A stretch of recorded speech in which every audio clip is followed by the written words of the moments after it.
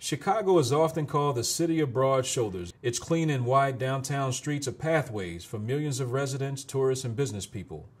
However, this city has an underworld. This world often serves as a physical, mental, or emotional prison for its residents. I was one of those trapped inside.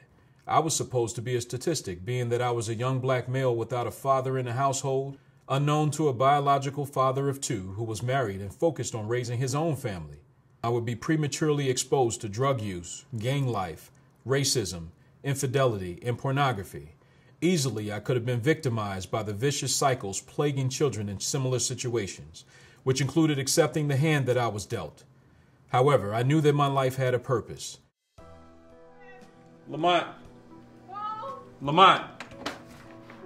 The individual that I thought was my dad, he walked out when I was about 4 or 5, so my perception of a father was different. It takes a village to raise a child, but my village was 340 Southwestern, the Rockwell Project. Our neighborhood, our little village that we considered home, it was infested with drugs. Some of my siblings, unfortunately, abusing drugs, and another sibling who led a gang in Chicago, having him wiping off his sawed-off shotgun. These things, even though right now when you think about it, how dangerous they were and how violent and cruel they were, for me it was normal. At nighttime, the gunfire was just, it's a normal thing. You didn't jump up and run. It's the normal thing to us at the time. But it made him so different because he saw our interest. He says, this is not where I want to be. You know, this was like the dividing line between vice lords and disciples. And so my brother used to run out here with his sawed-off shotgun shooting at that alley right there. Yeah, because the other building was on the other side. Right.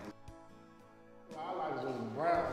Right. And we didn't have no locks. Right. And because a lot of the latches were broke, and so we had to lift up on the thing, and when you open up, you had them rusty lockers, man. So anyway, this is my favorite class right here. It's where Mr. Bottom was. Mr. Bottom. Yeah, it's my 7th and 8th grade. So What was his motto? well, if it is to be, it is up to me. If I want there to be a change, it has to be up to me. I can't sit around and wait for somebody. You get people that would ask others to pray for them, but yet they don't take action for what they're trying to get out of. And so for me, I never wanted that to be me. I never wanted to have that excuse or wanted to be lazy to sit back and say, okay, I want somebody else to help me. I'm trying to push myself to be the best that I can be, but at the same time trying to use my life as an example for others. And so I think when you have a message like that and it's not something that's selfish, I think folks would embrace that more versus me coming back and beating my chest and saying, hey, look at me, because that's not me and that would never be me. You and I started it, remember that? Yeah, we started it out. He was the founder, and Right. I helped groom some of the guys and making them better dancers. Right, right. That was Trying to kick me out the group. Well, you know, we were doing the Jacksons and James couldn't do he couldn't do the Michael Jackson Michael move, Jackson so move. he was moving his whole body. Right. My favorite memory was just being able to have that brotherhood because, you know, we had vice lords over here, the disciples over there. We had our own gang. And they loved us. They Right. both of them loved. They loved We had our us. own gang, so we get in front of the buildings and perform and just bringing joy to folks that would look after they us. came out and they looked at us. Yeah. You know what I'm saying? It was like, no, we ain't gonna fight another. Let's watch them Right. dance. Growing up in Rockwell Gardens, I used to always see businesses around me, but the business owners never looked like me.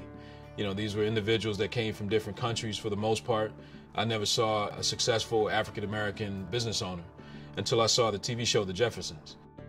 Me, my cousin James, a lot of the members from the Awesome Force, we used to ride our bikes downtown, and there was some place that we used to stop at in the financial district. And so my first day at Nielsen, when I went into my office and I opened up the blinds and I looked down, it was in the very same spot. And I struggled with being able to end the book, and that was the closure that I needed, to be able to see that it came around full circle. Lisa Lamont, hey! How are you? How you doing, Aunt Lottie? Good. I love you. Love you too. Nice to see you again. Good to see you. You doing okay? Oh, I'm fine. Doing fine. Good. Hey. What's going on? Just sitting there talking about you. Oh, wow. Because? How are you doing? Now, when is this book going to come out? You gave me 2 or 3 dates now. When the book coming? Yeah, it's supposed to be May 30th. May 30th? Yep, so I'm happy about that. I'm excited about it. I've been talking about it, telling everybody at church and everything about it. I thought writing a book, just going to write it and that's it. I didn't know you had to go through all of this here. Yeah, it's a lot. Oh, It's a this lot. got me anxious to go on out. What's going on?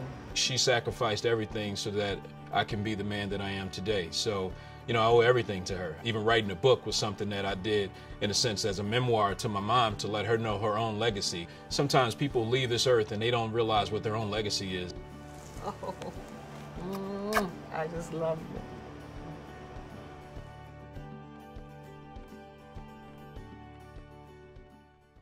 TransformNational, Journey of a Bastard by Lamont Robinson is an inspiring story of how one man overcame the trials of his past from Chicago's violent West Side to develop a path of personal success, despite countless obstacles that sought to derail him. One man's remarkable journey from the projects to prosperity inspires us all to dream big and achieve our own greatness.